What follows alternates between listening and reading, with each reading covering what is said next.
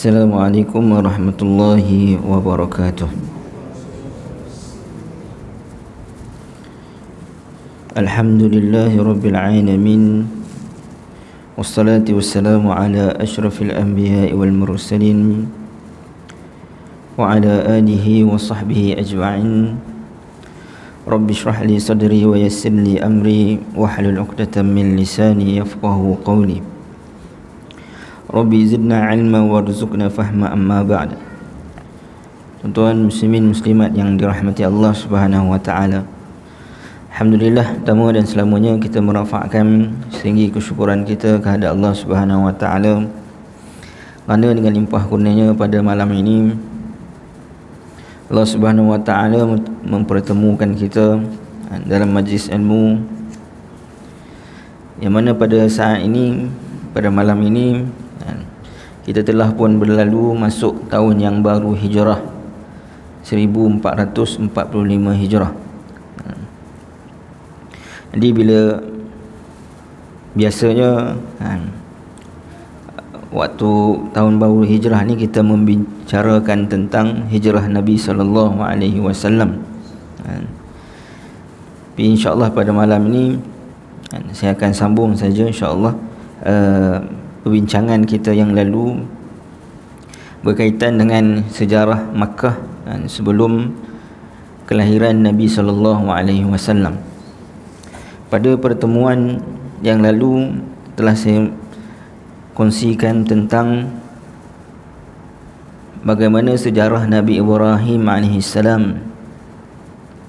kisah tentang penyembelihan Nabi Ibrahim yang menyembelih anaknya Nabi Ismail, yang Allah Subhanahu wa taala rakamkan di dalam surah As-Saffat. Jadi insya-Allah pada malam ini kita sambung membicarakan kisah Nabi Ibrahim mendirikan Kaabah. Kisah Nabi Ibrahim mendirikan Kaabah. Baik. Jadi kisah Nabi Ibrahim mendirikan Kaabah ini Allah Subhanahu wa taala rakamkan di dalam Al-Quran, di dalam suratul Baqarah pada ayat 127, di hujung juzuk yang pertama. Allah Subhanahu wa taala berfirman, wa idh yarfa'u Ibrahimul qawa'ida minal baiti wa Ismailu rabbana taqabbal minna innaka antas samiul alim. Jadi Allah Subhanahu wa taala membicarakan tentang Nabi Ibrahim yang mendirikan Kaabah. Cuma sebelum daripada saya menyebutkan kisah Nabi Ibrahim ini, ingin saya perjelaskan, kalau sebelum ini kita sebutkan kisah penyembelihan Nabi Ismail itu tidak ada di dalam Al-Quran melainkan di dalam surah As-Saffat. Sebab apa ada dalam surah As-Saffat? Sebab surah As-Saffat makna saf. Saffat ini maknanya saf, yang dilakukan oleh para malaikat menunjukkan dua perkara. Yang mana malaikat sentiasa beribadah pada Allah Subhanahu wa taala, dan juga menunjukkan malaikat yang sentiasa bersedia untuk melaksanakan apa jua perintah Allah Subhanahu wa taala. Maka kisah penyembelihan Nabi Ismail berada di dalam surah As-Saffat kerana Allah Subhanahu wa taala nak memberikan gambaran kepada kita orang yang mana menjadikan keseluruhan kehidupannya itu adalah ibadah kepada Allah Subhanahu wa taala. Dan juga kisah yang mana orang yang sentiasa bersedia untuk melaksanakan perintah Allah Subhanahu wa taala walaupun perintah itu melibatkan nyawa dan anaknya sendiri. Jadi kisah-kisah dalam Al-Quran, bila saya membawakan kisah sirah, saya lebih suka untuk maknanya mengaitkan kisah tersebut apabila ianya terdapat di dalam Al-Quran. Kerana apa? Kerana bila Al-Quran memberikan spotlight kepada sesuatu kisah, ada cara yang tersendiri Allah Subhanahu wa taala mendatangkan kisah-kisah tersebut. Yang mana kisah-kisah ini di dalam Al-Quran bukanlah cara kita membaca kitab sirah. Kalau kita baca kitab sirah, kita akan dapati kisah ini dalam bentuk kronologi. cerita maknanya lepas ni apa yang berlaku, lepas ni apa yang berlaku kan. Tapi Al-Quran ketika mana membawakan sebahagian kisah sirah yang ada di dalam Al-Quran, Al-Quran mendatangkan dengan ibrah, dengan pengajaran. Walaupun dalam kisah sirah pun ada pengajaran, tetapi dalam Al-Quran didatangkan pengajaran yang bersesuaian untuk kita memahami surah yang mana terdapat di dalamnya kisah tersebut. Jadi sebelum daripada kita melihat kepada kisah Nabi Ibrahim yang mendirikan Kaabah ini, yang berada di dalam suratul Baqarah, dalam juzuk yang pertama, saya ingin berkongsi terlebih dahulu apa yang ada dalam juzuk yang pertama dalam suratul Baqarah hingga datangnya kisah Nabi Ibrahim mendirikan Kaabah. Dalam juzuk yang pertama dalam suratul Baqarah ada 3 cerita utama. Ada 3 cerita utama yang mana Allah Subhanahu Wa Taala datangkan dalam juzuk yang pertama. Kisah yang pertama adalah kisah Nabi Adam alaihi salam. Allah Subhanahu Wa Taala berfirman, wa idh qala rabbuka lil malaikati inni ja'ilun fil ardi khalifah. Yakni ketika mana Allah Subhanahu Wa Taala berfirman kepada para malaikat, aku ingin menjadikan di atas muka bumi ini khalifah. Makna khalifah ini bukan semata-mata ketua ataupun orang yang akan mentadbir, kerana makna asal khalifah juga adalah khalafa, yang menunjukkan kepada yang menggantikan. Dinamakan khalifah sebagai khalifah kerana apabila satu pemimpin yang mana dia telah turun takhtanya, maka akan digantikan dengan pemimpin yang lain. Hatta dalam kehidupan kita pun, generasi, maknanya setelah kita menjadi ibu bapa, kalau sebelum ni ibu bapa kita, sekarang kita sebagai ibu bapa, dan nanti anak-anak kita pula menjadi ibu bapa dan juga seterusnya. Maknanya ada pergantian dalam kehidupan. Itu makna khalifah juga. Jadi Nabi Adam AS sebagai orang yang pertama diciptakan oleh Allah Subhanahu Wa Taala, siapa yang Nabi Adam gantikan? Sedangkan malaikat sendiri pun mengatakan, qalu ataj'alu fiha man yufsidu fiha wa yasfikud dima. Adakah engkau nak menjadikan di atas muka bumi ini orang yang membuat kefasadan dan suka menumpahkan darah? Siapa yang dimaksudkan malaikat ini? Yang dimaksudkan oleh malaikat itu adalah golongan jin, yang mana jin terlebih dahulu diciptakan oleh Allah Subhanahu Wa Taala di atas muka bumi ini sebelum daripada kewujudan manusia. Sebab itu dalam Quran kita akan lihat bila Allah Subhanahu Wa Taala sebutkan tentang jin dan juga manusia, Allah akan mendahulukan jin. Wa ma khalaqtul jinna wal insa illa liya'budun. Bukan semata-mata kerana ayatnya, tetapi kerana dari sudut kronologi kehidupannya itu, jin terlebih dahulu ditaklifkan sebelum daripada manusia. Tidak aku ciptakan jin dan juga manusia melainkan untuk beribadah pada Allah Subhanahu Wa Taala. Surah Az-Zariyat. Minal jinnati wan nas, daripada bisikan jin dan juga manusia. Baik. Jadi apabila Nabi Adam alaihissalam nak diturunkan ke bumi, sebelumnya Allah Subhanahu Wa Taala mendatangkan ujian. Ini ujian yang mana Nabi Adam alaihissalam diletakkan di dalam syurga. Wa qulna ya Adam uskun anta wa zawjukal jannah. Wahai Adam dan juga isterimu, masuklah kedua kalian, maknanya ke dalam syurga. Cuma syurga yang didiami oleh Nabi Adam sebelum turun ke bumi itu, saya lebih memilih pendapat tafsir yang mengatakan syurga itu bukanlah syurga yang akan didiami oleh orang beriman di kelak pada hari kiamat. Maknanya ada syurga yang khas yang Allah Subhanahu Wa Taala sediakan sebelum diturunkan Nabi Adam di atas muka bumi ini. Sebab yang pertama, kalau kita tengok dalam Al-Quran, bila Allah Subhanahu Wa Taala menyebutkan tentang syurga yang akan didiami oleh orang beriman pada hari akhirat, di dalam syurga tersebut tidak ada lagi arahan, tidak ada lagi perintah, tidak ada lagi larangan. Maknanya di dalam syurga yang akan didiami oleh orang beriman di hari akhirat, tak ada sebarang bentuk halangan. Nak makan yang ni tak boleh, nak itu tak boleh, tak ada. Kesemuanya diberikan hingga kan Allah Subhanahu Wa Taala sebut radiyah. Maknanya semua orang rasa puas hati dengan keinginan yang mereka mahukan ketika mana berada di dalam syurga. Sedangkan kepada Nabi Adam, Allah Subhanahu Wa Taala sebut wala taqraba hazihi syajarata fatakuna minaz zalimin. Jangan kalian mendekati pohon ini, sesungguhnya kalian akan menjadi orang yang zalim. Yang kedua, Nabi SAW sebut dalam hadis, syurga yang akan didiami oleh orang beriman, la ainun ra'at wala uzunun sami'at wala khatara ala qalbi bashar. Tidak ada pernah mata yang melihat keindahan syurga, tidak ada pernah telinga yang mana mendengar gemersik alunan, maknanya bunyi-bunyian di dalam syurga. Wala khatara ala qalbi bashar, tidak pernah ada hati ataupun akal yang terfikir tentang bagaimana keindahannya. Maknanya tak pernah ada orang duduk lagi special.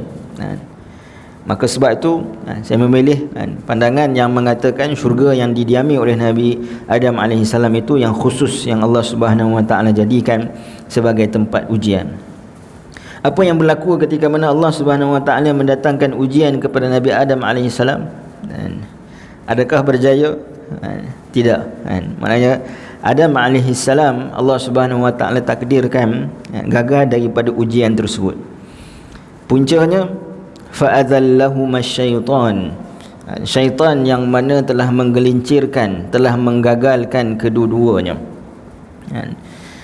Yang mana syaitan, tadi kita sebutkan Nabi Adam ini pengganti yang Allah Subhanahu Wa Taala jadikan ke atas jin.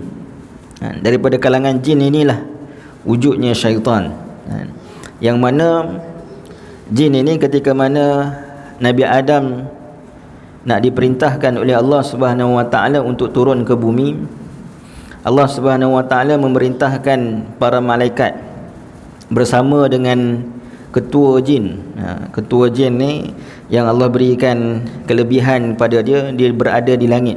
Jin muslim maknanya berada di atas muka bumi, tapi ketua jin ini dia berada di langit bersama para malaikat. Siapa dia? Dia adalah Azazil, yang dinamakan sebagai Azazil. Dia bukan ketua malaikat, tapi dia adalah sebahagian daripada jin, yang mana dialah yang menjadi disebut dengan sifat iblis, dan kemudiannya menjadi ketua yang mana mengarahkan jin untuk menyesatkan Nabi Adam dan juga keturunannya. Baik, jadi jin ini pergi ke mana? Dalam kitab Ibn Katsir, sejarah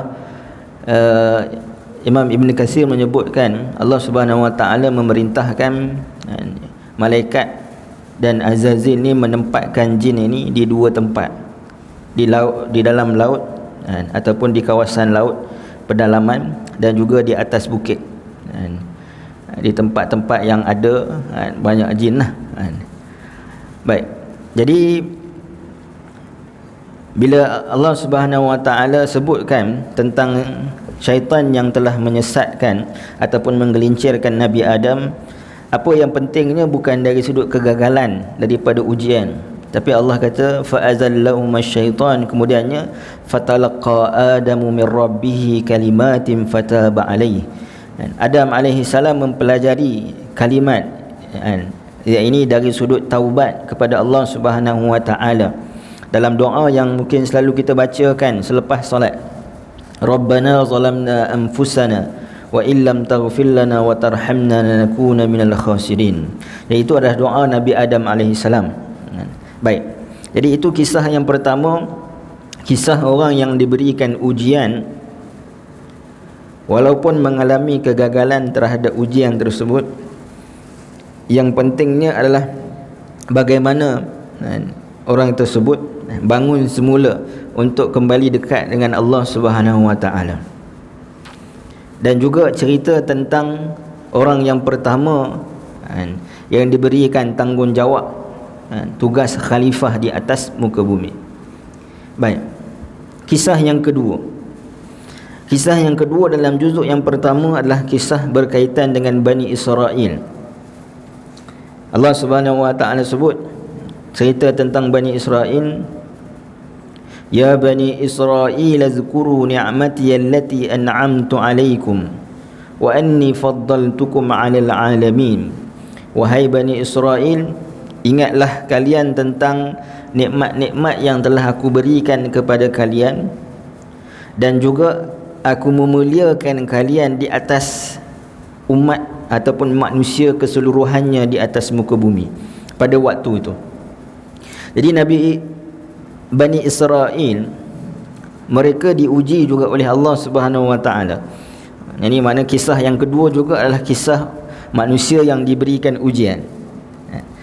Bani Israel diuji oleh Allah Subhanahu Wa Taala dengan dua bentuk ujian.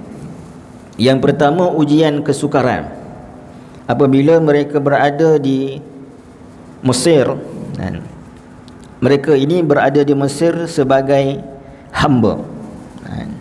Mereka ditindas, bahkan ketika mana tahun Firaun bermimpi akan wujudnya daripada kalangan Bani Israel yang akan menjatuhkannya, maka Allah Subhanahu Wa Taala sebut mereka melakukan wa iznajjainakum min ali fir'auna yasumunakum su'al azab yuzabbihuna abna'akum wa yastahyuna nisa'akum. Jadi mereka melakukan apa? Kalau ada wanita yang mana ingin melahirkan anak pada zaman Firaun pada ketika itu, maka askar-askar dia ni dah siap tunggu dah depan rumah. Kalau lahir itu adalah lelaki, maka directly maknanya anak itu akan disembelih depan ibu bapa dia. Jadi ujian kesukaran dihimpit maknanya dari sudut kehidupan di Mesir. Maka Allah Subhanahu Wa Taala memutuskan Nabi Musa alaihi salam bukan sekadar kepada Firaun, tetapi kepada Bani Israel untuk keluarkan mereka daripada Mesir dan bawa mereka ke tempat yang dijanjikan oleh Allah Subhanahu Wa Taala. Maka berlakulah makna kisah Nabi Musa membawa keluar Bani Israel daripada Mesir melalui Laut Merah yang terbelah dan berjaya diselamatkan daripada kekejaman Firaun. Dan kisah itu berlaku pada 10 Muharram. Kisah terbelahnya Laut Merah itu berlaku pada 10 Muharram. Sebab itu antara sebab kita berpuasa sunat, Nabi anjurkan berpuasa sunat 10 Muharram adalah kisah Nabi Musa.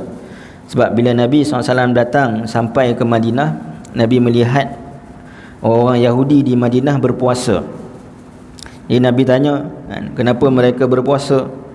Maka jawab mereka adalah kerana pada hari ini Allah Subhanahu Wa Taala memberikan kejayaan kepada kami, kepada nenek moyang kami daripada Firaun. Maka tanda syukurnya itu kami berpuasa. Maka Nabi SAW sebut nahnu ahaqqu bi Musa. Kami ini, Nabi kata pada para sahabat, kita ini adalah orang yang lebih berhak kepada Nabi Musa. Kenapa orang Yahudi berpuasa atas dasar syukur itu? Kerana kebangsaan, kerana bangsa Yahudi yang diselamatkan. Jadi umat Islam berpuasa kerana Allah menyelamatkan akidah, menyelamatkan dari sudut orang Islam, yakni Bani Israel pada ketika itu yang bersama dengan Nabi Musa AS. Maka datanglah ujian yang kedua selepas daripada Nabi Musa membawa keluar Bani Israel. Ujian yang kedua ini bahkan mungkin pada zahirnya nampak macam lebih mudah daripada ujian pertama, tapi sebenarnya lebih sukar, iaitulah ujian kenikmatan berbanding daripada ujian kesukaran. Yang ini nikmat apa yang diberikan oleh Allah Subhanahu Wa Taala? Pertama sekali ketika mana mereka keluar daripada Mesir, mereka terdampar di satu padang pasir, tak ada makanan. Makanan tak ada. Ada yang mana sampai kata kepada Nabi Musa, kalaulah macam ni lah tahu kan, tak ada makanan, lapar, penat dan sebagainya, baik kita duduk kat Mesir kan. Sedangkan mereka duduk di Mesir pun bukanlah makan dari mana pun kan. Dan juga menjadi hamba yang sentiasa ditindas kan. Jadi Bani Israel ini antara golongan yang suka menyakiti Nabi mereka kan. Nabi Musa pernah menyebutkan dalam surah As-Saff kan, Allah Subhanahu wa taala menyebutkan Nabi Musa kata, lima tu'zunani wa qad ta'lamuna anni rasulullahi ilaikum, kenapa kalian ni suka sangat menyakiti aku kan. Kadang-kadang dengan perkataan, dengan perbuatan, banyak kali siri dan biadab mereka dengan para anbiya. Tadi bila tak ada makanan, Allah Subhanahu wa taala pun, Nabi Musa memohon pada Allah Subhanahu wa taala, maka Allah jadikan wa zallalna 'alaikumul ghamama wa anzalna 'alaikumul manna wassalwa kan. Kemudian Allah Subhanahu wa taala jadikan langit kan gelap kan, yang ni maknanya turunnya hujan, dapat mereka maknanya air minuman untuk membersihkan diri. Wa anzalna 'alaikumul manna wassalwa, dan kami turunkan kepada kalian manna dan juga salwa. Ada yang kata manna ni adalah air, salwa adalah makanan.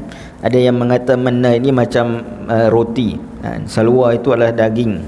Ala kulli hal, nak sebutkan bahawa Allah Subhanahu wa taala menurunkan makanan yang sedap kan kepada Bani Israel. Ini diberikan nikmat makanan yang sedap.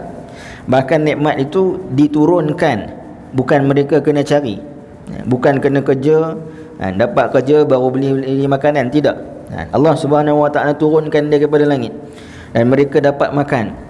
Setelah mana mereka dapat makan berhari-hari makanan yang sama, mereka berungut kepada Nabi Musa lagi. Wa idh qultum ya Musa lan nasbira ala ta'amin wahidin fad'u lana rabbaka yukhrij lana mimma tunbitul ardu min bakhliha wa qissaiha wa fumiha wa adasiha wa basaliha. Mereka kata kepada Nabi Musa, wahai Musa, kami ni tak boleh sabar dah dengan makanan yang sama je hari-hari.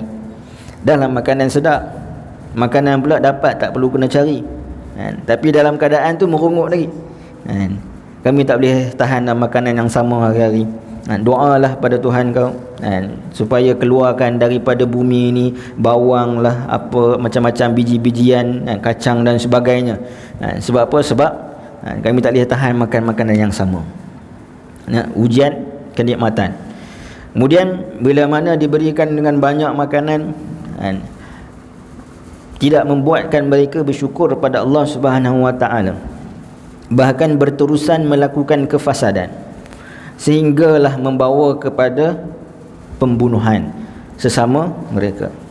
Ini yang kisah yang utama yang ada dalam suratul Baqarah, yang menjadikan kisah ini menjadikan nama surah itu dengan namanya Al-Baqarah kan. Saya pernah sebutkan, kalau kita nak mengetahui satu surah itu dari sudut mesej utamanya adalah kita mengetahui apa di sebalik penamaan nama surah tersebut, kisah di sebalik penamaan surah. Kerana nama-nama surah dalam Al-Quran adalah bentuk wahyu.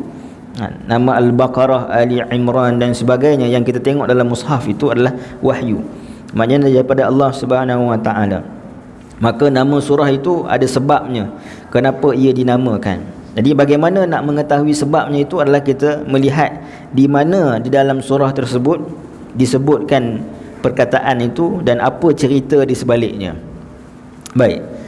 Jadi bila mereka berbunuhan, Bani Israel masing-masing tak mau mengaku. Ada yang kata tuduh kan, klan A, klan B kan. Sebab Bani Israel ni mereka ramai dari sudut kabilah-kabilah mereka kan. Berasal daripada anak Nabi Yaqub yang ada 12 orang kan. Jadi banyak kabilahnya. Jadi masing-masing tuduh. Maka Allah Subhanahu wa taala perintahkan kepada Nabi Musa untuk mereka menyembelih Baqarah, menyembelih sapi betina. Tujuannya, selepas daripada sembelih tersebut, maka tulang itu akan digunakan untuk mengetuk mayat yang telah mati itu, dan mayat itu akan bangun dan berkata-kata menunjukkan siapa pembunuhnya. Jadi ketika mana Nabi Musa menyebutkan kepada mereka, wa iz qala Musa liqaumihi innallaha ya'murukum an tazbahu baqarah. Nabi Musa mengatakan kepada kaumnya, Allah Subhanahu wa taala memerintahkan kalian untuk sembelih lembu. Maka mereka pun kata kepada Nabi Musa, mereka bertanya beberapa soalan kepada Nabi Musa bukan untuk lebih faham terhadap arahan yang diperintahkan, tetapi hampir-hampir saja mereka tidak mahu melaksanakan. Maknanya kalaulah kita ada persoalan tentang agama, tentang hal berkaitan ibadah ke, muamalat ke, apa jua berkaitan dengan agama ini, tak salah untuk kita bertanya orang yang lebih mengetahui. Tapi persoalan yang dilarang oleh Allah Subhanahu wa taala, kasratus soal, dalam hadis Nabi SAW, antara perkara yang dibenci oleh Allah Subhanahu wa taala ini adalah banyak bertanya. Banyak bertanya yang bagaimana yang dibenci oleh Allah Subhanahu wa taala, bukan banyak bertanya untuk kita faham tentang syariat, tapi banyak yang bertanya sebagaimana kisah Bani Israel. Mereka bertanya kepada Nabi Musa bila Allah Subhanahu wa taala perintahkan untuk sembelih baqarah, sapi betina. Mereka tanya, lembu yang macam mana, yang tua ke yang muda? Maka disebutkan jenis lembunya. Kemudian bila disebutkan jenis lembu, tanya pula warna apa, warna kuning ke, warna coklat ke. Bila dah bagi tahu warna, tanya pula yang ada belang ke, tak ada belang ke. Bila dah bagi tahu, tanya pula lembu yang biasa buat kerja ke, lembu yang ternak biasa ke, kan. Jadi persoalan-persoalan mereka tanya tu, akhirnya Allah Subhanahu wa taala sebutkan, fadhabahuha wa ma kadu yaf'alun. Mereka bertanya itu adalah tujuannya supaya bila dah banyak sangat sifat-sifat yang lembu yang disebutkan, menyebabkan nak cari lembu yang macam mereka tanya itu sukar, yang menyebabkan akhirnya mereka hampir-hampir tidak melaksanakan sebab susah nak cari lembu yang macam tu. Jadi menyebabkan Allah Subhanahu wa taala sebut, summa qasat qulubukum min ba'di zalika fahiya kal hijarati aw ashaddu qaswah. Jadi Allah Subhanahu wa taala walaupun mereka tetap melaksanakan sembelihan lembu, tapi Allah kata hati mereka itu lebih keras daripada kerasnya batu. Jadi kisah ini kenapa dijadikan sebagai nama pada surah ini adalah kisah yang mana orang yang diberikan oleh Allah Subhanahu wa taala kesempatan, peluang untuk menjadi orang yang paling baik di atas muka bumi. Orang yang diberikan kesempatan untuk menjadi orang yang akan menguasai apa yang ada di atas muka bumi, menjadi ketua pemimpin di atas muka bumi ini. Tetapi mereka telah mensia-siakan peluang yang Allah Subhanahu wa taala berikan. Allah Subhanahu wa taala berikan ujian sebagaimana Nabi Adam diberikan ujian. Walaupun mengalami kegagalan, tetapi Adam alaihissalam bangun dan juga kembali berserah pada Allah Subhanahu wa taala. Tetapi Bani Israel, ketika mana Allah Subhanahu wa taala mendatangkan ujian kesukaran, ujian kesenangan, apabila mereka gagal dalam ujian, walaupun Allah Subhanahu wa taala berikan peluang untuk mereka kembali pada Allah Subhanahu wa taala, untuk bertaubat pada Allah Subhanahu wa taala, tapi ujian-ujian itu ataupun peluang itu tidak digunakan oleh mereka, bahkan bertambah jauh mereka daripada Allah Subhanahu wa taala. Itu kisah yang kedua. Maka datanglah kisah yang ketiga, kisah yang kita nak bincangkan pada malam ini, iaitulah kisah Nabi Ibrahim alaihissalam yang mendirikan Kaabah. Allah Subhanahu wa taala sebut, wa idz batala Ibrahim rabbuhu bikalimatin fa'atammahun. Dan ketika mana kami memberikan ujian-ujian yang pelbagai kepada Nabi Ibrahim, Nabi Ibrahim ini menyempurnakan ujian tersebut. Jadi Nabi Ibrahim adalah uswah kepada Nabi SAW dan juga kepada kita, dari sudut orang yang mana diberikan ujian oleh Allah Subhanahu wa taala dan berjaya melaksanakan ujian tersebut, bukan sekadar berjaya tetapi menyempurnakan, fa'atammahun.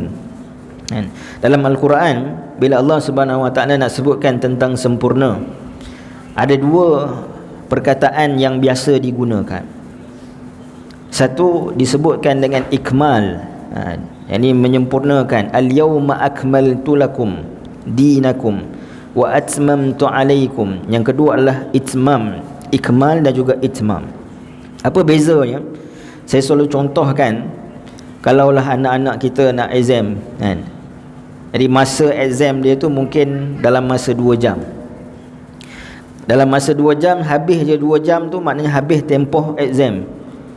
Mungkin semua pelajar siap kan, tapi ada yang siap kan, main tutup mata kan, tanda je kan, janji siap 2 jam siap. Tapi bila kita sebutkan itmam, sempurna, maknanya dia bukan sekadar menyiapkan ujian je, tetapi dia menyiapkan dalam keadaan dia tahu apa yang dia buat kan. Kalau dia sudut matematik itu dia tak buah jawapan je, dia letak calculation dan sebagainya, formula dan sebagainya. Maknanya Nabi Ibrahim, Allah kata fa'atammahun, mana Nabi Ibrahim ni bukan sekadar menyelesaikan dari sudut ujian-ujian, lalui ujian tersebut, tetapi Nabi Ibrahim menyelesaikan dengan menyempurnakannya. Dan saya pernah sebutkan sebelum ni, antara ujiannya adalah Nabi Ibrahim diminta oleh Allah Subhanahu Wa Taala untuk menyembelih anaknya kan. Baik, jadi peristiwa mendirikan Kaabah tadi di dalam suratul Baqarah, mana kisah ini adalah kisah Allah Subhanahu Wa Taala nak sebutkan kepada kita. Yang pertama, kisah Nabi Adam, kisah Bani Israel dan kisah Nabi Ibrahim ini adalah orang yang diberikan ujian. Tetapi bagaimana respon terhadap ujian itu yang menentukan perbezaan kedudukan mereka di sisi Allah Subhanahu Wa Taala. Nabi Ibrahim menyempurnakan, maka Nabi Ibrahim berada di langit yang ke-7 dekat dengan Allah Subhanahu Wa Taala dalam peristiwa Mi'raj yang disebut sebagai Khalilullah. Dan tiga kisah ini juga menggambarkan tentang kepimpinan, yang mana pemimpin yang pertama sejarahnya Nabi Adam alaihissalam. Setelah mana Allah Subhanahu Wa Taala berikan peluang kepada Bani Israel, mereka mensia-siakan, bahkan mereka rasa mereka lah yang paling layak sampai ke hari ini mereka rasa mereka yang paling layak untuk memimpin dunia Maka Allah Subhanahu Wa Taala datangkan kisah Nabi Ibrahim. Sebab apa? Sebab asal usul Islam juga adalah daripada Nabi Ibrahim, sebagaimana orang Yahudi. Cuma orang Yahudi nasab keturunannya itu daripada Ishaq, Ishaq Yaqub, anak Nabi Yaqub lah yang mana menjadi memecah Bani Israel itu kepada 12 kaum. Manakala kita Islam ini adalah asalnya daripada Nabi Ibrahim dan nasab keturunannya itu adalah daripada Nabi Ismail alaihissalam hinggalah sampai kepada Nabi SAW. Maka Allah Subhanahu Wa Taala nak sebutkan agama yang dibawa oleh Nabi SAW itu bukanlah agama yang baru.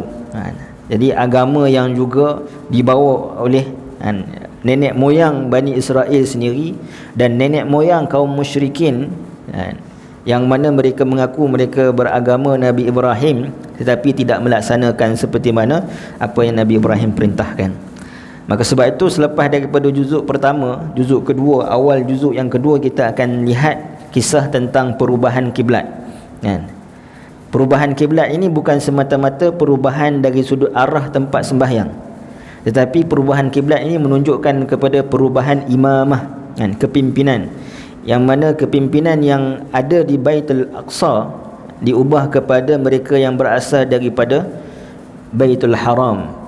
Inilah umat Nabi SAW.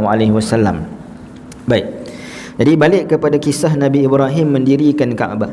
Allah Subhanahu Wa Taala berfirman, wa idh yarfa'u Ibrahimul qawa'ida minal bait wa Ismail, dan ketika pada Nabi Ibrahim mendirikan, yarfa'u Ibrahimul qawa'id, qawa'id ini foundation, asal daripada perkataan qa'idah. Satu foundation disebut qa'idah. Bila ada 4 penjuru banyak disebutkan qawaid. Allah Subhanahu Wa Taala sebutkan Nabi Ibrahim mendirikan bangunan, bukan membina bangunan. Ini bermakna Kaabah tidak dibina oleh Nabi Ibrahim alaihissalam. Kaabah foundationnya itu telah pun berada sebelum daripada Nabi Ibrahim. Bahkan di dalam surah Ali Imran, Allah Subhanahu Wa Taala sebut, inna awwala baitin wudi'a lin-nasi lallazi bi Bakkah mubarakah. Ini rumah pertama ataupun bangunan yang pertama yang didirikan oleh Allah Subhanahu, bangunan yang pertama yang didirikan untuk manusia adalah al-bait, iaitu Kaabah. Maknanya ketika mana Nabi Adam alaihissalam turun ke bumi ini, telah ada Kaabah, kerana dia diletakkan untuk manusia, dibina untuk manusia. Maknanya ianya dibina oleh para malaikat. Dan ketika mana pada zaman Nabi Nuh alaihissalam, apabila berlakunya banjir, maka Kaabah itu bahagian atasnya itu telah musnah, tinggal dia punya foundationnya sahaja. Maka peranan Nabi Ibrahim, Allah kata yarfa'u, ini mendirikan, bukan membina. Maka Nabi Ibrahim yang mendirikan semula di atas tapak yang sama Kaabah, yang hari ini sampai ke hari inilah tapak itu. Jadi permulaan langkah untuk mendirikan itu, tempat yang dipijak itu disebut sebagai maqam. Maka kita kenali tempat yang pertama sekali dipijak untuk mendirikan Kaabah sebagai maqam Ibrahim. Sebab tu dia berada di hadapan kawasan pintu. Sebab pertama yang Nabi Ibrahim pijak untuk mendirikan, dengan niat untuk mendirikan Kaabah. Wa iz yarfa'u Ibrahimul qawa'ina binal bait, qawa'ida minal bait wa Ismail. Allah Subhanahu Wa Taala datangkan nama Ismail. Ada sebab kenapa Allah tak sebutkan wa iz yarfa'u Ibrahimu wa Ismailu. Allah tak sebutkan nama Ibrahim dengan juga nama Ismail berdekatan. Tapi Allah sebut wa iz yarfa'u Ibrahimul qawa'ina minal baiti wa Ismail. Nama Nabi Ismail datang kemudian. Sebab nak sebut yang diperintahkan oleh Allah Subhanahu Wa Taala itu adalah Nabi Ibrahim, bukan Nabi Ismail. Tapi Nabi Ismail datang untuk membantu ayahnya yang mana sedang mendirikan Kaabah. Datang pada usia yang remaja, usia belia mungkin dalam 11-12 tahun. Datang tengok ayah dia buat kerja penat, bawalah batu. Batu dalam bahasa Arab dia panggil hajar. Jadi hajar itu bila dibawa batu yang banyak, disusun-susun menjadi sebagai macam bentuk benteng, disebut sebagai hijr. Yang hari ini kita kenali tempat yang Nabi Ismail buat itu sebagai Hijr Ismail, di kawasan tepi Kaabah, ataupun sebenarnya dalam Kaabah lah. Cuma hari ini kita lihatnya ia seperti tepi Kaabah, tapi cuma kawasan Hijr Ismail itu adalah kawasan dalam Kaabah. Jadi kalau batu ini disusun menjadi macam bilik yang boleh diduduki, dinamakan sebagai hujurat dalam surah Al-Hujurat. Baik. Jadi Nabi Ismail membantu Nabi Ibrahim untuk mendirikan Kaabah, dan ketika mana kedua-duanya menyelesaikan membina itu, apa yang disebutkan oleh Nabi Ibrahim, Rabbana taqabbal minna innaka antas sami'ul alim. Wahai Tuhan kami, terimalah daripada kami amal kami, sesungguhnya Engkau Maha mendengar dan juga Maha mengetahui. Jadi doa ini antara sunnah yang diajarkan Nabi Ibrahim, yang diteruskan oleh Nabi SAW dan diajarkan kepada kita. Apabila kita selesai melaksanakan sesuatu amal soleh, terutamanya bila kita dah masuk tahun yang baru hijrah, maknanya kita telah meninggalkan 1444 hijrah, yang mudah-mudahan telah kita manfaatkannya dengan amal soleh, dengan kebaikan. Setelah mana kita berlalu 1 tahun amal saleh, bahkan setiap kali kita berlalu amal saleh, antara doa yang sepatutnya kita doa adalah meminta Allah Subhanahu Wa Taala menerima amalan tersebut. Ini sunnah yang dilakukan Nabi Ibrahim. Nabi Ibrahim setelah mendirikan Kaabah meminta kepada Allah Subhanahu Wa Taala untuk diterima amalan tersebut. Nabi SAW menyebutkan dalam riwayat Ibn Majah, Allahumma rzuqna ilman nafi'an wa rizqan tayyiban wa amalan mutaqabbala. Ya ini, ya Allah, berikanlah kami, rezekikanlah kami ilmu yang bermanfaat, rezeki yang baik dan juga amal yang diterima olehmu. Jadi disebutkan sunnah untuk kita berdoa Allah Subhanahu Wa Taala terima amalan kita. Rabbana taqabbal minna salatana wa qiyamana wa ruku'ana wa sujudana wa sa'ir a'malana wa tammim taqsirana. Ini kita mohon pada Allah Subhanahu Wa Taala menerima solat kita, rukuk sujud kita, puasa, sedekah, zakat dan sebagainya, dan Allah Subhanahu Wa Taala sempurnakan kekurangan-kekurangan kita. Persoalan kenapa perlu kita doa untuk Allah Subhanahu Wa Taala terima? Bukan doa itulah yang menyebabkan Allah akan terima, tidak. Mana Allah Subhanahu Wa Taala akan terima sesuatu amalan kalau tanpa doa pun, kalau ianya ikhlas dan menepati syarak, maka Allah akan terima amalan yang dilakukan. Tapi kenapa tetap kita dianjurkan untuk berdoa? Kerana pada side kita sebagai hamba Allah Subhanahu Wa Taala, ini akan menyebabkan kita tidak terlalu rasa yakin setiap daripada amal soleh ketika mana direzekikan kepada kita untuk melakukannya, kita dah yakin kita menjadi orang yang baik. Dan hal ini berlaku kepada iblis. Iblis, saya sebutkan tadi, dia diberikan peluang untuk berada bersama para malaikat berbanding jin-jin yang lain berada di atas muka bumi. Dia berada di langit bersama para malaikat. Dia bukan berada dalam syurga, berada di langit. Diberikan makna kesempatan untuk mengetahui tentang rahsia-rahsia langit, dan dia rasa dia lebih baik apabila dia bersama dengan para malaikat untuk halau jin yang lain pergi tempat yang kita sebutkan tadi. Tapi dalam masa yang sama, ketika mana Allah Subhanahu Wa Taala perintahkan untuk sujud pada Nabi Adam, bukan masalah daripada apa diciptakan, tetapi itu adalah perintah Allah Subhanahu Wa Taala. Kerana kebaikan yang dilakukan menyebabkan dia rasa dia lebih baik daripada Adam alaihissalam. Jadi untuk menghilangkan rasa kita ni lebih baik, walaupun ketika mana kita direzekikan dengan kebaikan, orang lain tidak, supaya kita tak lihat orang lain macam lebih rendah daripada kita dia sudut amal kebaikan, maka kita doa pada Allah Subhanahu Wa Taala untuk diterimakan amalan, supaya kita reserve dalam diri kita. Kita ingat, walaupun kita buat amal kebaikan, kita kena ingat bahawa ada kemungkinan Allah Subhanahu Wa Taala tak terima. Bukan kita nak meletakkan su'uzan, sangka buruk pada Allah, tidak. Tapi side kita, sebelah kita ni, kita tak rasa selesa dengan amal soleh yang kita lakukan, melainkan kita doa pada Allah Subhanahu Wa Taala diterima. Jadi Nabi Ibrahim mendirikan Kaabah. Dalam masa yang sama, Nabi Ibrahim berdoa kepada Allah Subhanahu Wa Taala, Rabbana taqabbal minna. Jadi kita pun berdoa kepada Allah Subhanahu Wa Taala, Rabbana taqabbal minna sa'ir a'malana wa tammim taqsirana. Dan kemudiannya Allah Subhanahu Wa Taala sebut, Rabbana waj'alna muslimaini laka wa min dhurriyyatina ummatan muslimatan lak. Yani Nabi Ibrahim berdoa kepada Allah Subhanahu Wa Taala untuk menjadi muslimin.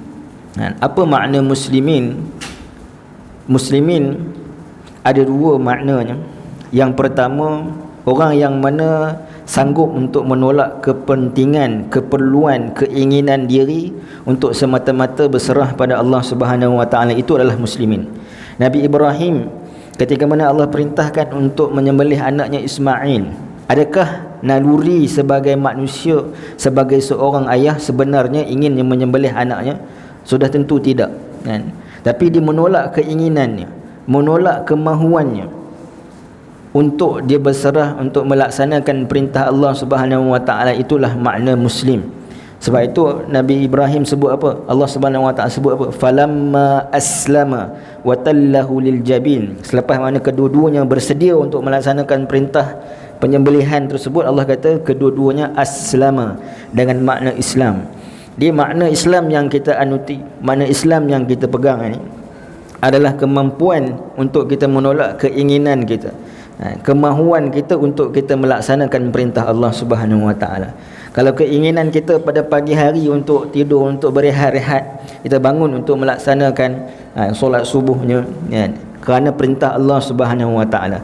Keinginan kita dalam kerja untuk mendapatkan mungkin dari sudut harta yang banyak, tapi kita tahu perintah Allah Subhanahu Wa Taala menolak ataupun mengharamkan riba, mengharamkan rasuah, maka kita tetap dengan pendirian kita menolak keinginan-keinginan kerana kita submit pada Allah Subhanahu Wa Taala. Dan itu makna Islam, dan Islam yang ditunjukkan oleh Nabi Ibrahim. Rabbana waj'alna muslimaini laka wa min zurriyyatina.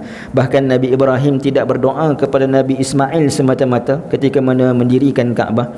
Nabi Ibrahim juga mendoakan kepada wa min zurriyyatina, dan zuriat-zuriat kami. Dan termasuklah kita hari ini zuriat daripada Nabi Ibrahim, yang mana termasuk dalam doa ummatan muslimatan lak, satu ummah yang mana yang beriman kepadamu. Jadi kalau kita beriman, mudah-mudahan kita termasuk dalam doa Nabi Ibrahim yang menjadi ahli kepada kelak muslimin. Dalam surah Al-Hajj Allah Subhanahu Wa Taala sebut huwa sammakumul muslimin, mana muslimin ini adalah satu kelak. Kalau kita boleh bayangkan satu kelab yang mana presiden pertamanya adalah Nabi Ibrahim alaihissalam. Jadi kalau kita seperti mana Nabi Ibrahim menjadi seorang Muslim, mudah-mudahan di hari akhirat kita boleh bertemu dengan para anbiya, bersama dengan para anbiya dalam syurganya. Amin. Jadi apa yang baik itu datang daripada Allah Subhanahu Wa Taala yang Maha Kuasa pada diri saya sendiri. Aku qauli hadza wa astaghfirullah li wa lakum. Assalamualaikum warahmatullahi wabarakatuh.